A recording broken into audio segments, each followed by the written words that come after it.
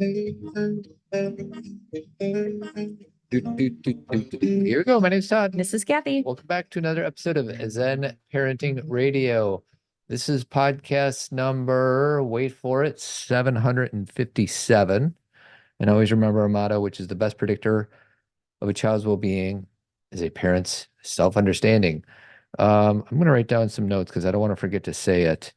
Because we have some ideas on pop culturing. I'm going to throw that out in a second. We do? Yeah, I have one idea. Well, and for those who don't know, pop culturing is our other podcast. Yeah, that we haven't recorded one in like 6 months. We're a little more consistent with Zen Parenting Radio.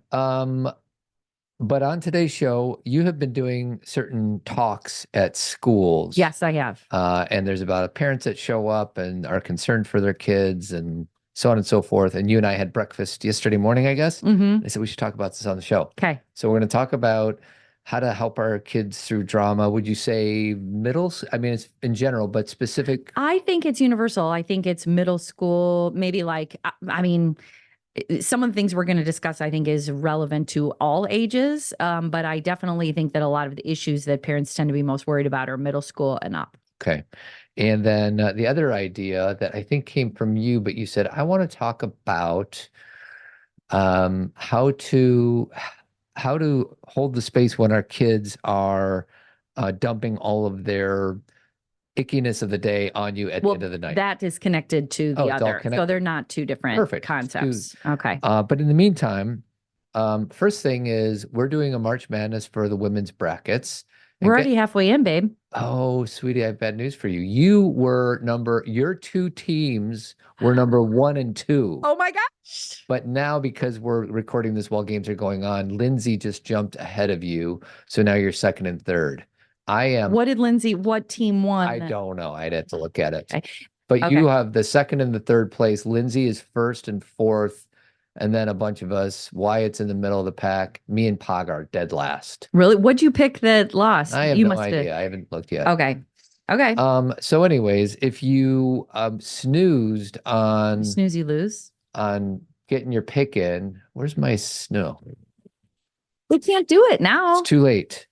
The other thing is I woke up yesterday morning just flipping through YouTube, or I don't know if you flip anymore, but I brought up this YouTube video of a entire recording of Friday night videos. Oh, it was so good. And it included all of the commercials. All of the commercials. And it was a recording of geographically in New York. So it had a bunch of like local New York spots, but it also had some national spots. Yeah, the local New York spots were radio stations. Yes. They were like promoting radio stations. So it felt similar, but they were promoting stations that are not in Chicago. But it was similar like marketing. Yes, it was funny. And my idea is to do a pop culturing where we just play the whole show and you and I are like Beavis and Butthead just talking about it. I know there's been so many versions of this. There's Beavis and Butthead did this. Also, Mystery Science Theater would do this. Remember? Mm-hmm. They would watch something, and Todd and I want it on the screen, and then we can talk about it as we go through because there's a story for everything. And every commercial I remember, there's so much good stuff to talk about. And for those of you who are younger who don't know what Friday night videos are, there was a time MTV was around, but it was new. Videos were new, and so they were trying to find other ways to play them besides MTV. We would not run out of stuff to talk about if we did this pop culture. No. And so on Friday nights, what time, Todd? 10? I don't know. I think it started like after the 10 o'clock news and it started at 10:30, but I could be completely mistaken. I remember being at sleepovers at my friend's house and we'd have to wait for it to get started. Right. And so it was a little later. I'm going to bring Probably because then they didn't have to worry about the content as much. Because when you get past a certain time. There you go. I'm going to bring everybody some sounds. Okay.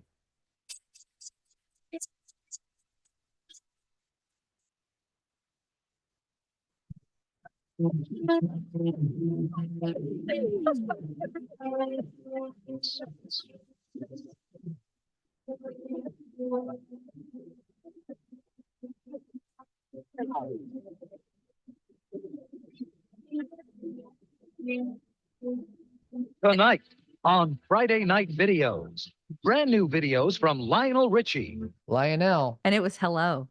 Hello. Is it me you're And Todd and I had fun with that video. So yeah, so if you recognize that music, that was the intro to Friday night videos.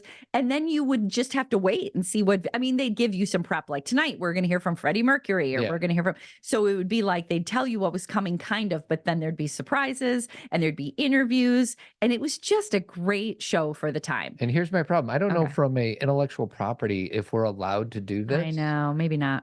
But if it's on YouTube, why can't we just play a clip we see on YouTube and comment over the top of it? It's not like we're trying to sell anything or even act as if we're commenting on all of it. We're not like reproducing it. You know what I mean? I guess, but what do we, okay, so we play clips from things on this show, but that falls under what? Fair use. Fair use. So because it's a certain amount of time. But I think if you play something full out in its entirety, I think it's not, we don't have. So we might get sued by the Friday night video people. I bet they're still out there. I bet they're dead. I hate to be mean, but they're either dead or old. Because the one that we watched, the one that you just played, it was 1984, which I figured out, by the way, before seeing. Of course you did. Because I knew when those songs, I'm like, those songs are popular at this age. So this is 1984. So the people in charge, I was 12. So the people in charge are probably long gone. Or maybe not. Maybe got passed on. Not. Maybe someone's trying to reboot Friday night videos. Who knows? So anyways, we might do that. I don't know if anybody will want to listen to you and I comment on a full episode of Friday night videos, but I would re-listen to us comment. The videos are okay. Besides just a few, we saw Hello, we saw Radio Gaga. We saw, what were some of the other ones that were in that? Tracy Ullman. Which Todd had never heard that Tracy Ullman song. No, she got a good voice. It's called They Don't Know. And I was like, how do you not know that song? I'm flipping through right now. Feel like somebody's watching. Rockwell. Yeah, Rockwell. The Curly Shuffle. Which I was like, fast forward. It's hilarious. No, it's not hilarious. Oh, it's such a good video. I did not like that song when it was out. I still don't. John Cougar Mellencamp. I fought the authority, but the authority. Oh, you don't need to put the in. Oh, really? I fought authority. Oh, and then the 38 special. I got to play a little bit. Oh my God, the 38. This is so bad. And the videos are good. They're like telling stories, like really lame stories, but here's my deep thought about, you can play this in the background quiet. So 38 Special was around way before videos, right? So then now they're in a new stage of like their musical career. They still want to do things and they realize they have to make a video. Evolve or die. Exactly. And so they're making this video and they have no idea what they're doing. They're like kind of they're not midlife, maybe like 40s. Yeah. And they're old. They're old and they're just not good in it. No. You know, they have no charisma. It's not about 38 Special's ability to be musicians. It's this video is so stupid. I think the only way it would work is if people were watching it with us. So maybe we'll do like a Zen talk where all we do is say, we're going to spend an hour playing Friday night videos and we're just going to hang out and talk about it. That would be fun. Then no, but then we're not. Yeah, we I'm can going to do that right now. Okay. That we're going to schedule a Zen talk where we literally play an episode of Friday night videos and then we allow that to be in the background and then we'll bring it up to the foreground and that's what we're going to do. And then put it in the midground? Yes. But can I have one more comment? So it brings up another thing that's always interesting to me is this time period, because, you know, we were all born, or not we all, but Todd and I were born in the 70s. And so we kind of, you know, the 80s were our teen years, our high school years. And so we watched a lot of bands we love in the 70s try to evolve into this new 80s way of being, which was a really like, obviously videos were a big part of it. So, you know, what's fun to watch is when you're seeing like, videos from the 70s, and I'm calling them videos loosely, like where someone's singing live. These people are really largely, and I don't mean to be cruel, but they're not that attractive, right? Their song is great. Today's standards, you got to be super empirically attractive if you're ever going to. Or not even today's 80s, right? Because all of a sudden it became a visual medium, you know, video killed the radio star, right? Versus Solid Gold. Remember Solid Gold? Are you asking me, do I remember Solid Gold? I love Solid Gold. Yeah. Solid Gold's like one of my old, and people would come on there and sing, but it was like, that wasn't the end of their career if they weren't like extremely attractive. And then all of a sudden the 80s comes along and you've got to put the visual with the audio. Yeah. And some people like evolved through it just fine and kind of were able to, and some people just became a video sensation and couldn't sing, right? But I was always interested in the bands like, I remember having a discussion with someone about Heart, because Heart was so great in the 70s, right? Like the whole Barracuda, Crazy on You, Magic Man time. And then in the 80s, I really like Heart in the 80s. Yeah, me too. And I thought they were able to transition really well, but it was Kathy Richardson who actually knows them. She's the lead singer of Jefferson Starship, and she actually lives in Elmhurst and everything. But she knows them because Ann Wilson was one of her idols, and she's always like, that 80s time for them was rough. And I don't know if that's her perspective or their perspective, but all of a sudden what you were as a rock and roll band has to become so different. Yeah. Can you think of any other besides Heart, like that bands that had to transition and we just like, Well, can you think of any of them from the 70s? Yeah, but Had to. but Van that's too general. Halen? I don't know. But Van Halen they rocked it. Transitioned beautifully. They transitioned even though the Jump beautifully. video was really kind of boring, but I watched it a million times. Because first, two things in the Jump video, and then we'll move on. David Lee Roth can command an audience, even if it's millions of people. And Eddie Van Halen in that video is so cute. Yeah. That's where I just remember being like, that guy is so cute. Yeah. And because he was not just attractive, but cute. Do you Yeah. remember what I mean? Like how he smiles through the whole thing. Mhm. Do you remember that video? Yeah, he's smiling. Yeah. Yeah. Yeah. Okay. Yeah, that was a good one, Todd. Van Thanks. Halen was a good. So maybe we'll do that on Team Zen. Speaking of Team Zen, we got a few things coming up. April 12th was the Zen Talk, number 184. Okay. A micro community for anybody in the community who has a loved one dealing with addiction. You have a women's group, exclusive women's group coming up. And then we're doing the Sephora Kids and the skincare and makeup industry on April 23rd. So the only way to participate in any of this is to join Team Zen, $25 a month. I feel like if you're kind of like, I want something new for myself, or I want some parenting support or whatever, join for just a month and just see what it is. Because Todd and I, again, I feel like I always say this, but we just don't explain it well. No, like we're bad.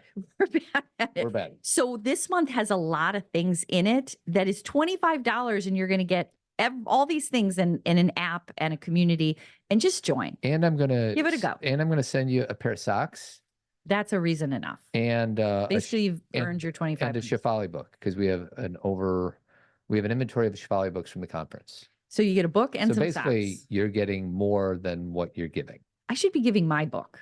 Doesn't that make more sense? Yeah, but we don't have an inventory of your book. Your book is on Amazon and all these other places. So True. whereas I have space in my basement that Shefali's books are taking up. True. Okay. Okay, so here we go with the main point. I'm going to put myself a check mark. So we're getting into the main stuff. So do we want to start where you and I were yesterday morning? You just open and let's go.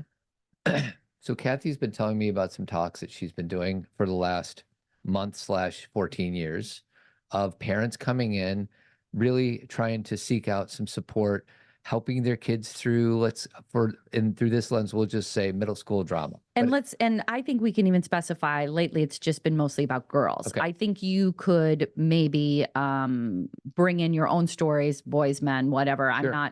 But really I've been talking to people about girls. So I'm coming up with this off the top of my head. Hey, Kathy, thanks for hosting this talk. My daughter has a problem because all of her friends just ostracized her out of the group chat. Mhm. And I don't know what she did. My daughter's a lovely person, and these girls, they're so mean Mhm. and blah, blah, blah.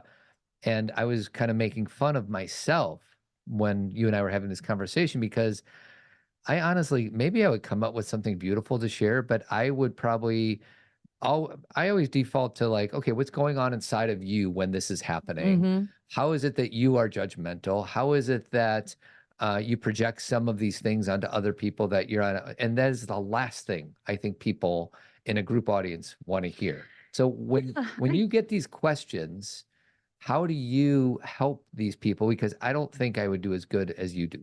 Okay. So first of all, I'll say, when you say, that's the last thing. Oh, Todd's know, still I heard. using that straw, the clicky straw.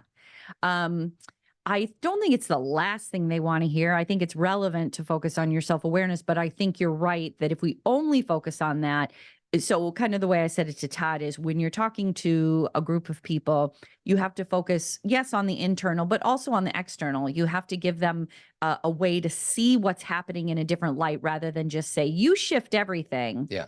and then what you see externally will change. Some of that's true, but there's also this sense that you have to have about that you have to your arms around what's happening externally. So let's go to your question, and I might frame it a little differently. So most and it's usually moms. So occasionally dads come and they bring these things up, but it's usually moms who say to me, there are girls in their kids' class who are mean. Okay. So part of the first thing that I do is kind of break that apart and untangle the whole idea of mean girls. Yes, I know there's a movie called Mean Girls. Yes, I know people use that. And in many situations, it can be very true that there's a group of girls that happen to be mean, but are girls inherently mean? No.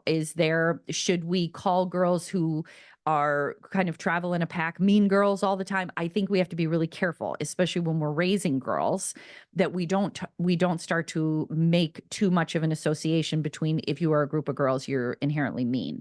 And I think as parents, we have to do that too. It doesn't mean I'm denying the experience your kid is having. I just don't want that to be a set thing, like where this, mean girls, The minute there's an other, that's a problem. correct. Because then all of a sudden we feel like they're someone we can be cruel to. They're a group of people. We're kind of, it's not so much dehumanizing, but it's like making them all the problem. When really, the conversation that Todd and I got into is oftentimes in a group of girls who do have, let's say it this way, they have more power. Okay. So they have more power for a lot of different reasons, depending on where you live. Sometimes it's their socioeconomic level. Sometimes it's because they're attractive. Sometimes it's because it's a big group of them that all travel in a pack. Sometimes there is an inherent meanness Go ahead, sir. Where I was going to say there's somebody in there who their power is through using fear and cruelty. That's real. So let's talk quickly, because there's a lot of people out there that have sons too. So I'm going to start with why I think my friends who are in the popular crowd, and I never was in the popular crowd. I wasn't. Can we use power? Sure. Because powerful. I think, Sure. yeah. Okay. The powerful and the least powerful, I guess. All right. Sure. So the boys in my school, and my guess is probably true now in 2024, that had the most power were good looking. Okay. Smart. And this is not in order. Athletic. Were they all smart? No. Okay. No. So I would say the most important thing is athletics. Okay. So if they're good at sports, they're probably going to be on top. Good looking may or may not be as important as smart. And they're funny. They can joke. Humor. Yeah. Humor. And not just humor, sometimes cutting, like being able to make fun of somebody Correct. else. So that's the inherent cruelty. Yes. Where the goal is to overpower and to punch down. And maybe nowadays it would be gaming. If somebody's really good at gaming. I'm just now I'm making stuff up. So that would not be wealth. Because that would help. Todd went to a private school in Chicago. We were all pretty much upper middle class. Okay. So some kids were a little bit wealthier and other kids were, but yeah, I would agree with you. If you're average or above, you are in a position of power. Yeah.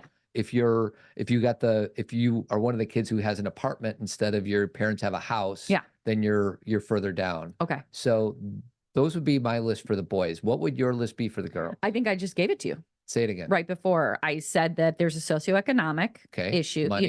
Money these are all can be part of it. Yes. There is no absolute, but socioeconomic level, appearance, having a big group like that is yours, where you travel in a little more of a pack. I definitely can see sports being part of that.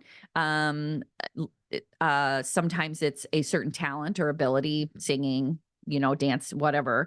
And then like to your point, sometimes it's a person who sometimes it's humor, period, not to harm. And then sometimes it's humor with that cutting quality that you can take people down with it.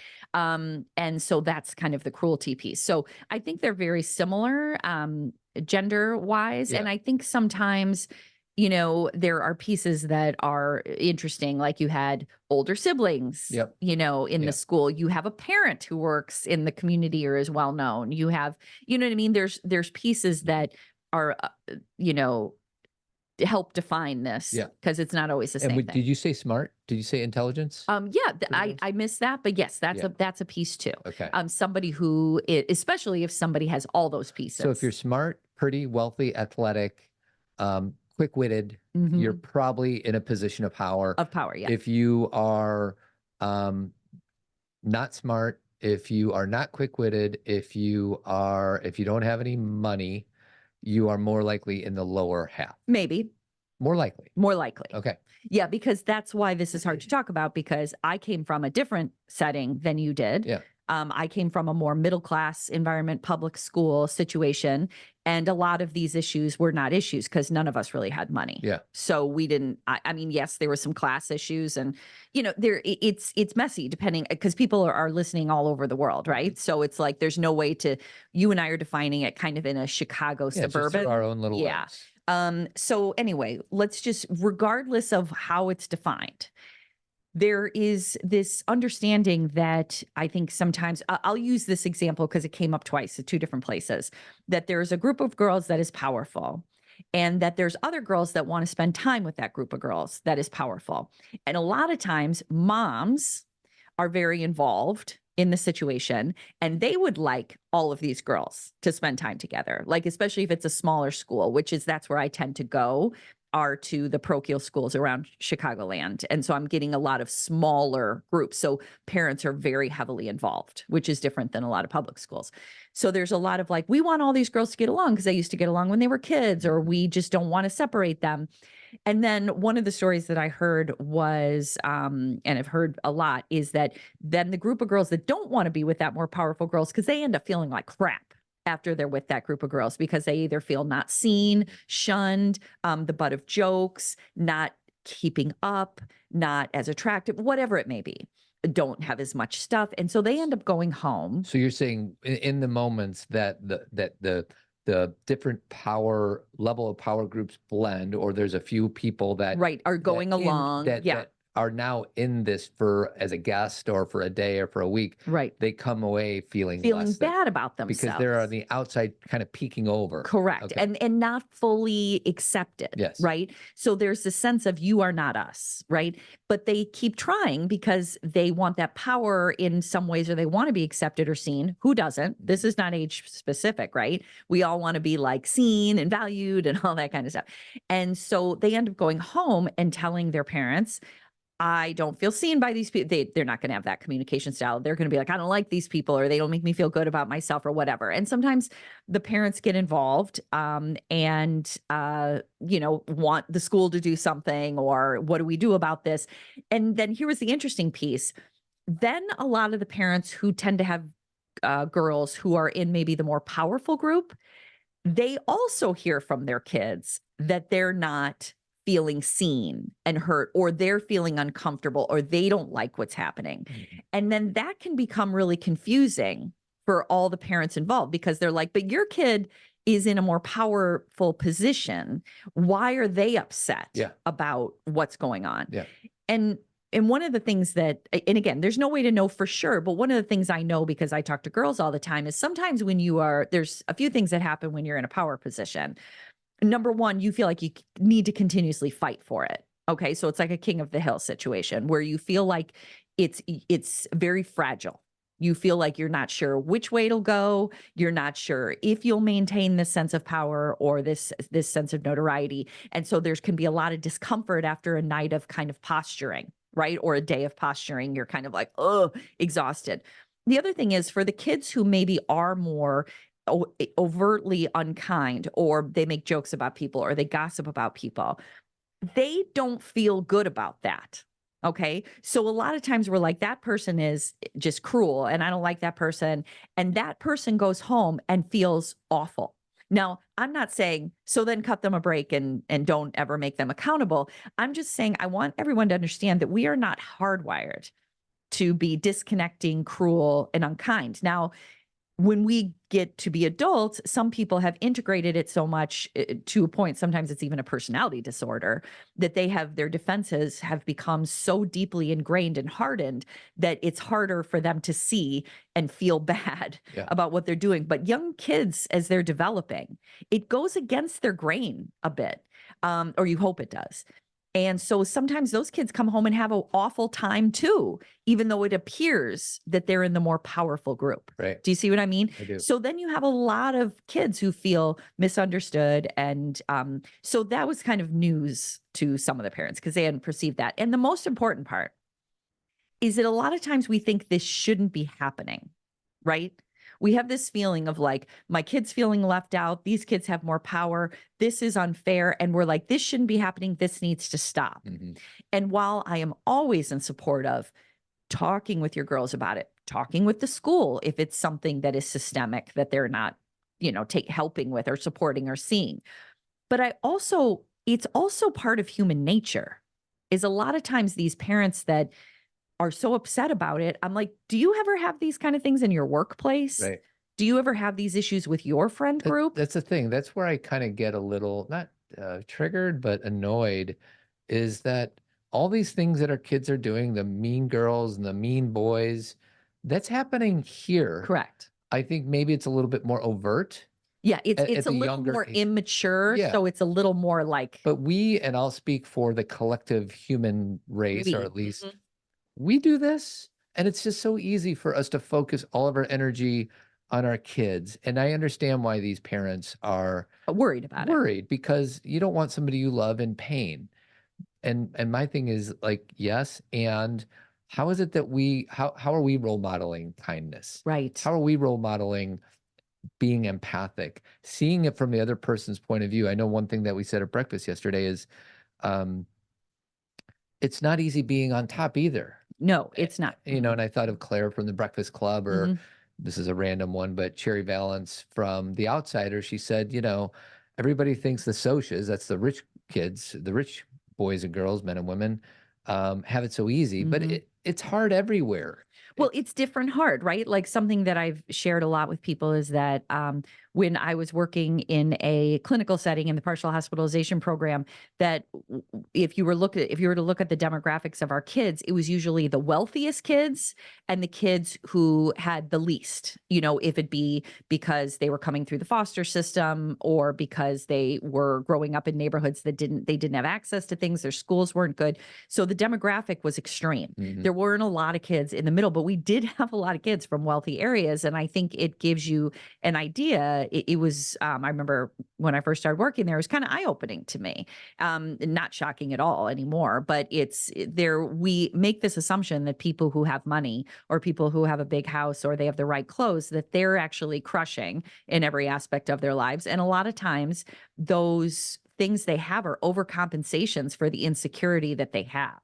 And a lot of times that's passed down from the parents. Do you know what I mean? Totally. Like the kids have learned to be the things they have rather than be who they are. And this is why this needs to be a top-down understand. Like if the kids start to learn it and understand it, like in a program or through therapy, and then they're sent back to the same environment, which is their home, they will repeat the same behaviors because nothing in their environment has changed. You have to have a whole family on board to make a shift, or at least the adults in the family have to be on board so let me say this.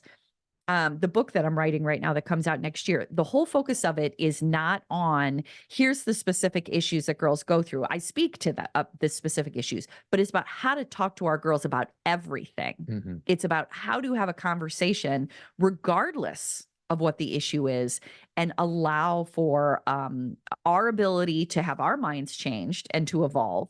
And also for our girls to feel like they're being heard, seen, and valued, all these things, and that they can come to us with their challenges and they can also evolve. Like the goal, everything as far as that, everything in therapy, everything in groups, everything in connection is we change and evolve and grow through the experience of talking and interacting. Yeah. So, and we grow through it through these troubles. Exactly. And I understand why these parents are saying, how do we fix the school system so my kid doesn't get picked on? I understand that. And we could either let them have the experience with our love and support or prevent them from having the experience at all. Or shift the system Yeah. which is harder to do. Right. So you're calling the school and saying, hey, school. Now, again, I got to be very clear. Bullying, extreme, issues where your child's being hurt, you have to call the school. The whole thing is nuanced. It's totally different. But if we're talking about like a system of groups and power dynamics, this is something that we need to help our girls and guys work through in themselves too.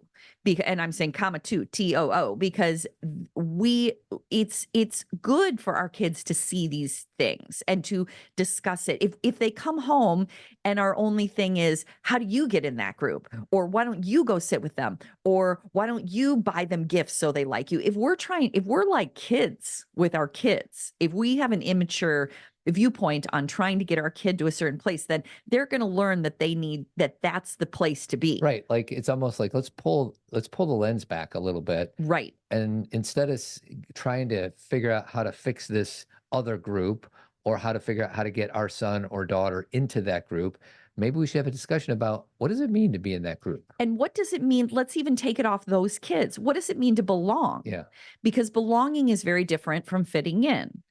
Fitting in is I'm going to dress like everybody. I'm going to look like everybody. I'm going to say what everybody says. I'm going to hold back on talking about certain things so people don't think I'm weird or awk. I'm going to be what everybody needs me to be. And then I fit in. Belonging is how you feel about yourself and how you show up as yourself. Now, let me be clear.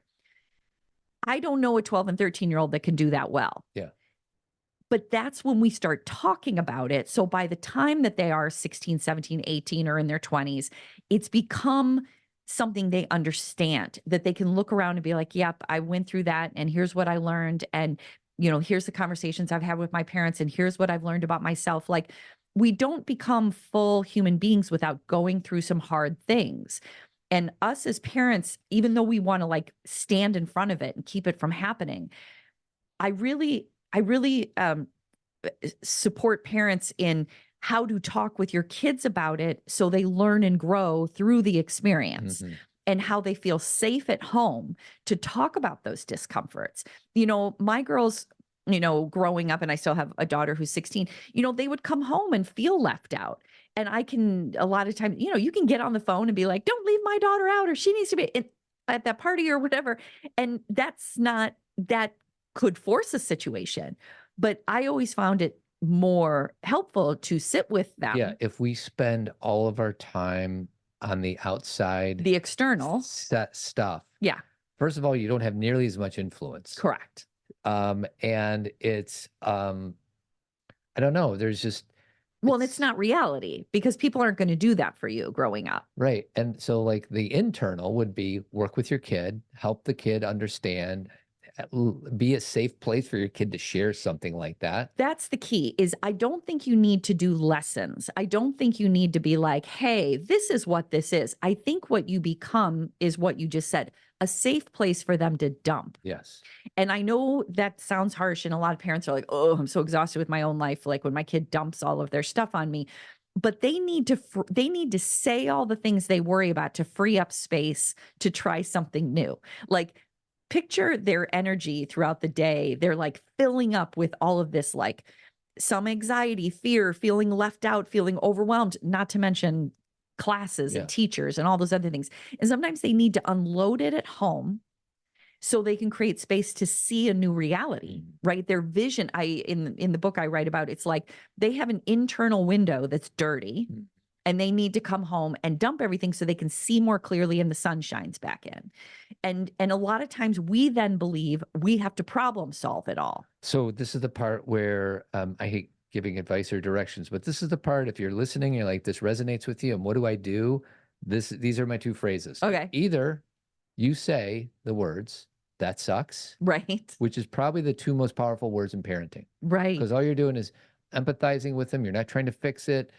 And if you honestly, that sucks, or that makes sense. One of those two, if you could. A mixture of both. It makes sense why you are depleted. It makes sense why you're mad. Like that, but it seems, it's almost so easy. We don't do it.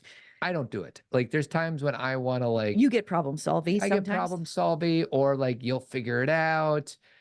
And sometimes all it takes is saying, that really sucks. And something we've shared on the show a lot, but I say this in presentations all the time, is also become the aunt, the uncle, the cousin instead of the parent in that moment. Yeah. So you can hear them and you don't just say, ooh, that sucks. You lean back in your chair like you would if your niece or nephew or cousin was telling you a story and you go, oh my gosh, that sucks. You are on their team as someone who doesn't have all that emotional baggage about this is my kid Yeah. and they're being hurt. Again, easier said than done. This takes practice. But I normally would say talk to them like a friend would, but people get all freaked out. So that, because they're like, I can't be friends with my kid. You can. But if that freaks you out, then be their uncle or be there in that moment. You're not all the time, because sometimes you're the parent who sets boundaries or whatever. You're doing a little bit You're of putting on your aunt, you're uncle. putting on an aunt uncle hat, and when they're telling you a story, instead of trying to fix it, you're listening to it with a little bit of animation. Of like, when I say animation, I don't mean fakeness. I mean intensity of listening skills. Like if you're watching YouTube, you can see us, and maybe we'll do this as a clip, but like where you're like, no way. And then what did you do? You did? Oh my gosh. And then what happened? What happened? Yeah. You have got to tell me tomorrow what happens after you do. Do you see how you're like engaged with what they're telling? You're not looking at them like, okay. Yeah. And that, Almost true. Like almost like you're scared as they are. It's almost like you're not connected to this, to it. You're too worried Yeah. about what this means. And again, even with the things I said, I'm not like that implying like, yeah, you go get them. It's things like, and then my teacher didn't even like, one of my daughters was telling me something about a teacher that forgot to put a test in the test center or something. She's like, and then there was no test for me in the test center. I'm like, you're kidding. I'm not saying that teacher's a jerk. You don't have to go overboard. You're just like, wow, that is unbelievable. No wonder you're feeling nervous about that. You don't have to say, well, did you call them and tell them to put it in the test center? Like just be with what they're saying, because once they dump all of that out, they then have space to say, well, I better go email my teacher and tell them to. And until that happens, they won't arrive to that. Well, now my next steps are blank. Because if you start to push back on the story they're telling you, they then lose track of their story and they become defensive and want to prove to you why it's so hard. Yeah. They will want to demonstrate why their lives are so difficult, because you're not picking up on the fact that they're feeling like their lives are difficult. You're saying things like, one of the girls I was talking to told me that her parents still say to her, you don't understand what it's like to have a job and to be an adult. You have no problems. Yeah. Being a kid is easy. Being an adult is hard. If you are someone who says that, quit saying that to your kid. Yeah. And I'll say being an adult sometimes sucks. And being a kid sucks equally, if not worse. Like, it's just different. Once again, school is 7 meetings in a row that you don't want to go to every day. Now, some kids might love class, but in general, a lot of kids are not that excited for English literature or chemistry. And I don't go into 7 meetings a day that I don't want to go to. I'm kind of, I have a boss, I have coworkers. So there's certain parts of this that is complicated and tough, but I don't remember last time I had 7 meetings in the same day that I didn't want to be at. Well, and it's all relative. You can't be an adult when you're 13. Yeah. So we're not comparing lives. You know, what we're saying is for a 13-year-old, that sounds like a rough day. And you don't have to put that beginning in it.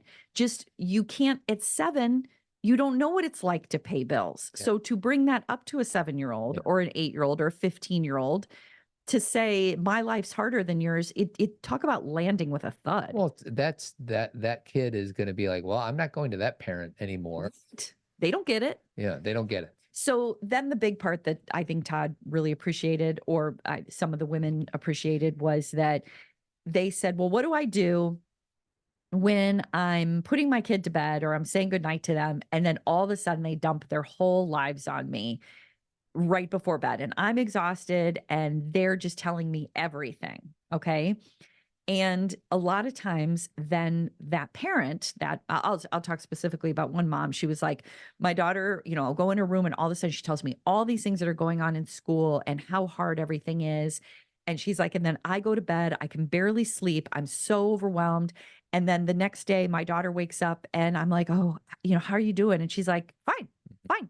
And she's like, and then my daughter is acting like she's fine when 9 hours before she had told me all this stuff. And I feel like I should call the school and figure out what's going on with her. And the thing that I shared with her is most of the time at nighttime, your daughters are in their most vulnerable state, right? Because they're kind of separate from the world. They're often in a dark room. They're like letting it all go.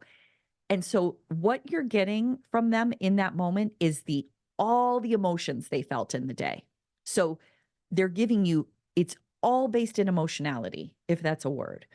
So they're just dumping every feeling they had. So a lot of times it's like I walked down the hall and everybody was staring at me and nobody likes me. And it's not something visually anyone else could see. Nobody was literally ignoring your kid. Nobody was really running into your kid, but they felt like that was happening. So how about this, sweetie? I want to address this because I think this is a really good conversation. Okay. The pre, the during, and the post. Okay. The pre, you're going into our daughter's room. Uh-huh. You know, because I told you that she had a crappy day. Right. So buckle up. Right. What are some things you could do before you knock on her door? Well, one of the things that's really important is to know what your boundaries are. And what I mean by that is a lot of times when I go talk to my girls before bed, and again, now they're older, but I would say, you know what? It's 9 o'clock. You know me. I got 15 minutes left in me, and then I have to go to bed because I won't be any use to you. And I own my own inability to stay in there for an hour. Your own limitation. Yeah, I know. So I will be like, I have 15 minutes and then that's all I got. So the first thing is I think you should verbalize your boundaries and not in a way where you're blaming them. It's you owning it, not like, listen, girl, don't talk to me for longer than 15. Like, don't make it her problem. Say, I'm tired. Mm-hmm. So I'm going to go to bed in 15 minutes because you know how tired I get. And then I just lose track of things. So let's talk for 15 minutes. Set your alarm. Mm-hmm. You know, Set as a the alarm on the therapist, phone. we set alarms. Yeah. You know, like it's okay. What I think I'll add to it is check to see if you have the bandwidth. Right. Before you knock on that door. Because sometimes we knock on the door out of obligation and you know that you are going to be a crappy. So instead, and I don't know how this would work, but we should probably check to see if we're willing to hold the space. I like what you're saying. Like there's nothing you said that's wrong, but I think this is a front line of defense thing, Todd, like where with moms, we're not going to not go in there. Maybe you tag out and say, you know what, honey, I usually do this. It's your turn. That's very possible. And I love that idea. I just think that sometimes single moms don't have that choice. Yes. And then I think a lot of times there's a routine that sometimes our kids are used to. Right. And if you interrupt that routine, Correct. They start making up stories. You got it. Mom doesn't love You me, got it. blah, blah, blah. So yes to what you said. And then it's an and, is it a but and kind of thing? Mhm. What do we say? So it's not as if your advice is good, but I also think sometimes I think a mom would say, I have to go in there before bed. Okay. So that's the pre. One more Okay. pre I'll throw out there is take a conscious breath before you knock Sure. on the door. Sure. Okay. So now you're, Take responsibility for the energy you bring. okay, perfect. Yeah. Now you're in it. Yes. You So open then the door. they're dumping or you share your boundaries and then they start to say, you wouldn't believe my day. Maybe they even start to cry. You wouldn't believe what happened. I felt left out here.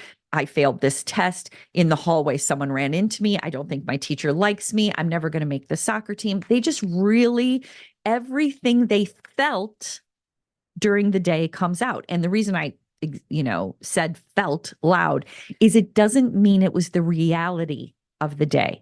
So a lot of times parents will then call the school and say, do something about this. My kid is struggling. Or they call another parent and say, tell your daughter to be nicer to my daughter because, and I'm not saying, I want to be clear. I'm not saying your daughter is lying about what happened. What I'm saying is it's how she felt about what was happening. Yeah. And she probably made up a lot of stories of interpretation of what Correct. happened because she's seeing the world through her lens, the same way I see the world through my lens. Like there's no such thing as absolute truth. No. We're all interpreting the world through our own lens that has to do with our childhood, has to do with our day, Right. has to do with our biases, has to do with our blind spots, things that we don't Yeah. see. Yeah. So there is no absolute truth in any of this. Right. There's things that we assume, perceive, and if we tend to be a little more highly anxious or sensitive, we're going to see it kind of on steroids.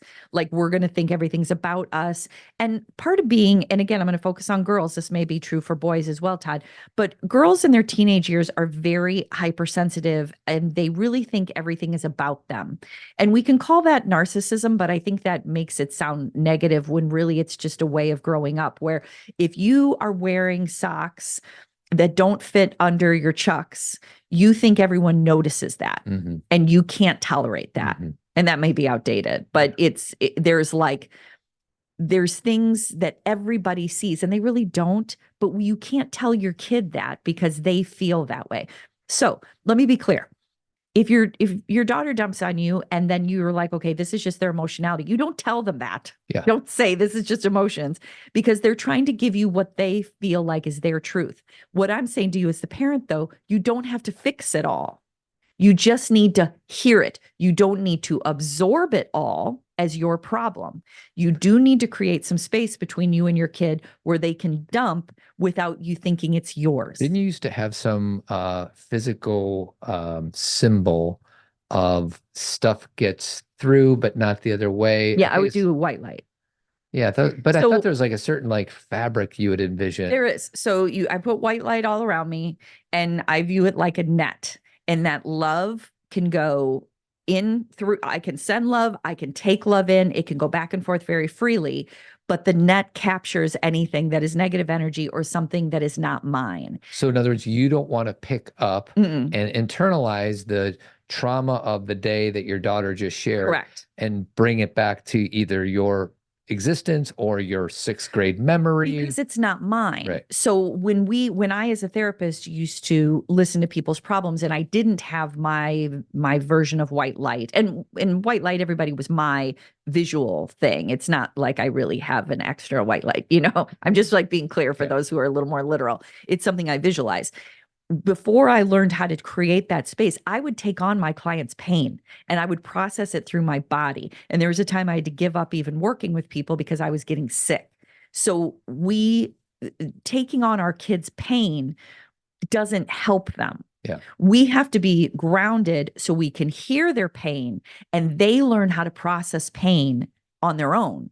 We are the place where they share so they can see clearly and open up space. We are not the person who takes all the negativity and figures it out for them because then we are getting sick because our body doesn't know what to do with that pain because it's not ours.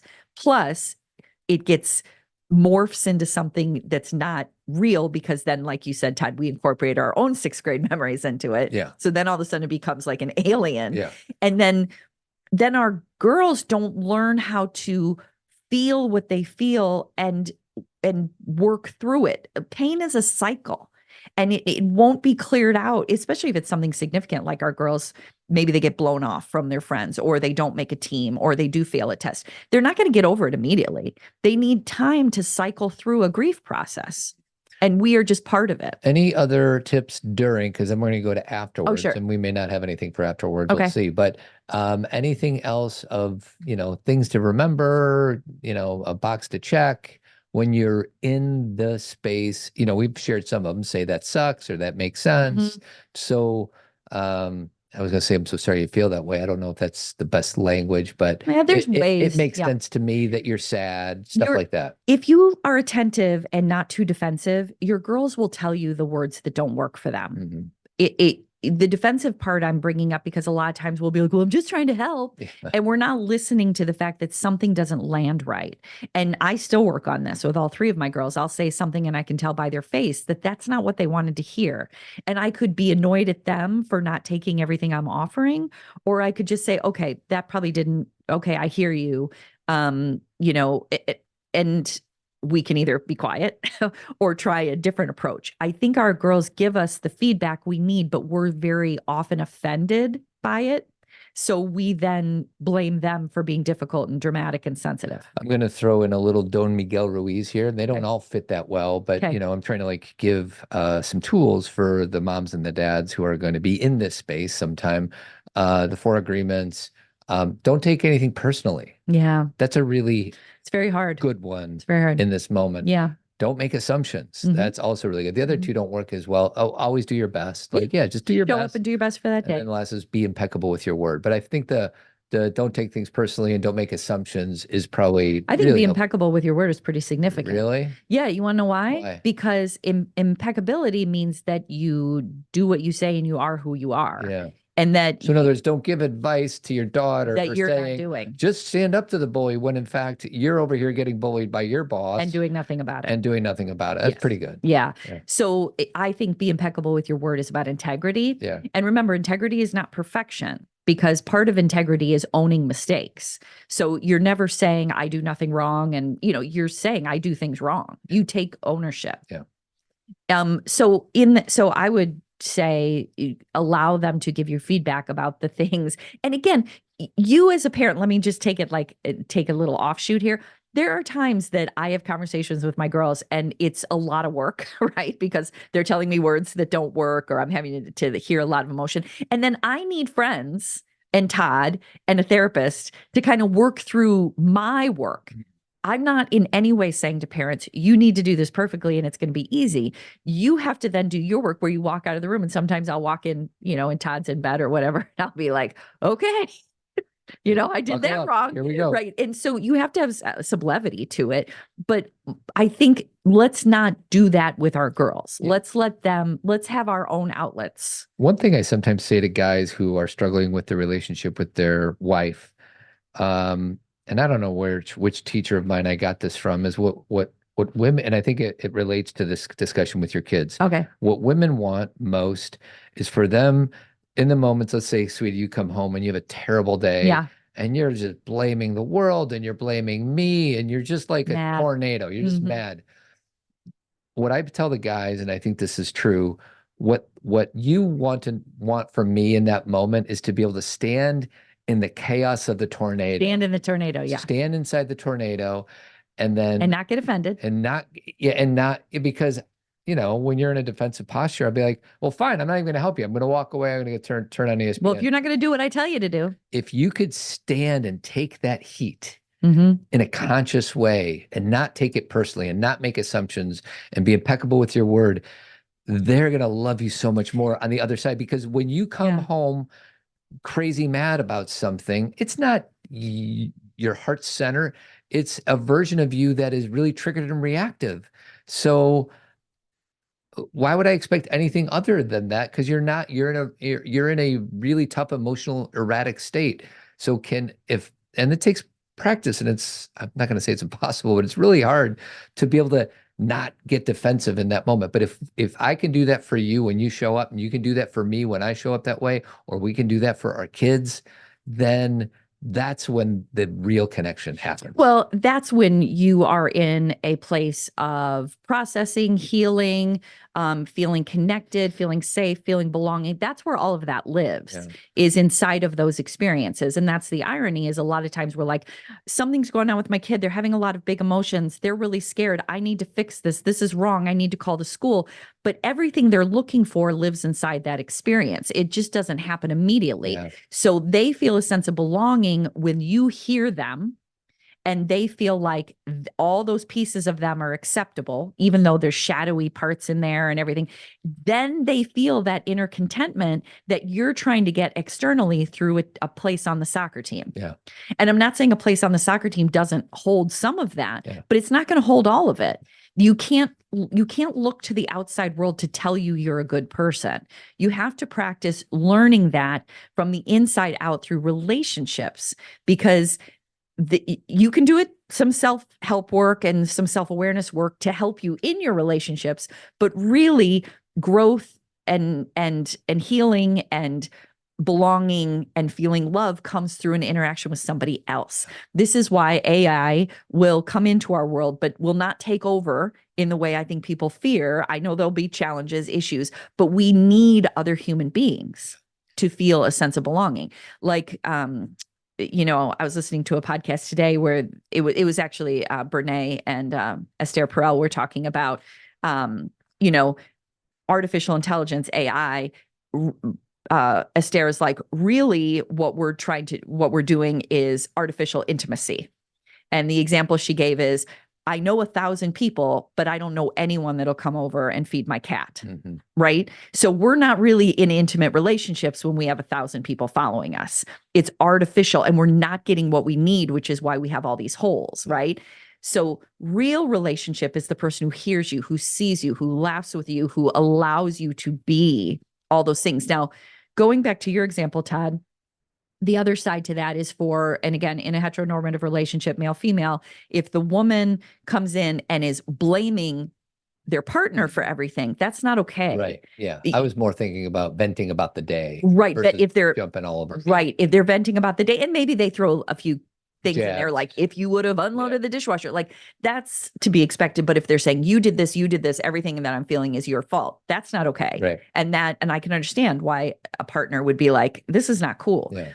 But the ability to not believe that everything they're saying is fact and that now everything has gone to hell, they're just relieving themselves of all these feelings so they can get back. So in DBT, which is dialectic behavioral therapy, I think I'm saying that right, the whole goal is to bring your emotional brain and your reality brain together and find balance. And that then equals wisdom. Okay. Because a lot of times in that kind of treatment, one or the other is too extreme. Right. And you're trying to find this balance between here's all my feelings and emotion. And then here's my rational, not reality, my rational thinking. And now I need to bring these together and then I can see the truth. Right. So if we don't need to be in DBT, we don't need to be doing that to practice that with the people we love. Now, you and I'm definitely the one who brings my emotions home more, and I just have them in the home too. And I know that over the years you have worked really hard to not feel like I'm because Todd thinks everything's his fault. So he will then be like, I'll tell him a story and then he'll bring it back to himself and say, but I'm trying so hard. Mm. And I'm like, but you're focused on you. And I'm trying to tell you something about me. Right. And so you need to get out of your head about what you're doing right and wrong and be like a more neutral figure. So in other words, I default to what role did I play in this? And don't you see I'm working hard? Don't you see me? Don't you see me? Yeah. And in that moment, I'm asking you to see me. Yeah. Right. Does that make sense? Yeah. So in other words, it's me just once again not trying to view it through your lens or connect with you with what you're experiencing. Instead, you're worried about you. Yeah. Yeah. Right. Yeah. And I think something that, we talked about that. Where were we talking about this? Was it on a Team Zen talk the other day? We were talking about that experience of understanding. I think something that women are conditioned to do is worry about everybody else. And I think it was a Zen. It was last week's Zen talk. Yeah, it was our Zen talk. And I very honestly said, my default is me. You.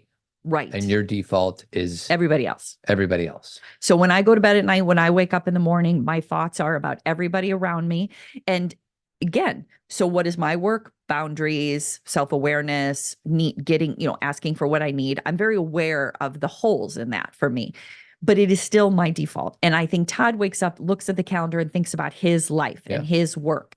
And that both of those things then cause problems for us because then I lose track of myself and I get frustrated at him because he's not thinking about what are we doing for Easter? Yeah. He's not thinking about, hey, it's our kid's birthday. What did you get her? Right. He assumes I'll do it. Mm-hmm. And why does he assume? Because I always do it. So then I have to, and when I'm saying that, I'm not mad at him. We have a track record. We have a track record.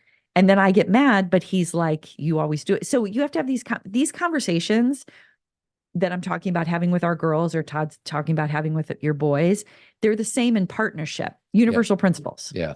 I'm just thinking of Terry Real's grid, and I'm more on the walled off side of it, which is, he calls it love avoidant. I'm walled off. I'm thinking about myself. Yes. And then I will go look at others if you ask me to, but my default is me. Right. You would be boundary less and love dependent. Yes, So I'm very love dependent. I'm walled off, love avoidant. You're boundary less and love dependent. Yeah, And we need to meet each other somewhere. I need to move over that way. You need to move over this way. correct. And I don't say I'm a codependent. I don't say that because that's not who I am. But I have a lot of features that are codependency related. Yeah. That I'm much more concerned about everyone else getting their needs met. And sometimes, like, I was just even thinking, Todd and I are going on spring break, and I thought it was the three of us sitting in the plane. Turns out we're not sitting that way. But of course, I'm going to take the middle seat. I'm like, I know I will. And maybe I won't end up, maybe someone will want it, but I just assume I'm better if everybody's happy. Mm-hmm. And that's, I am aware of that. And so sometimes I have to break that pattern. You've been doing a pretty good job of letting me sit middle lately, sweetie.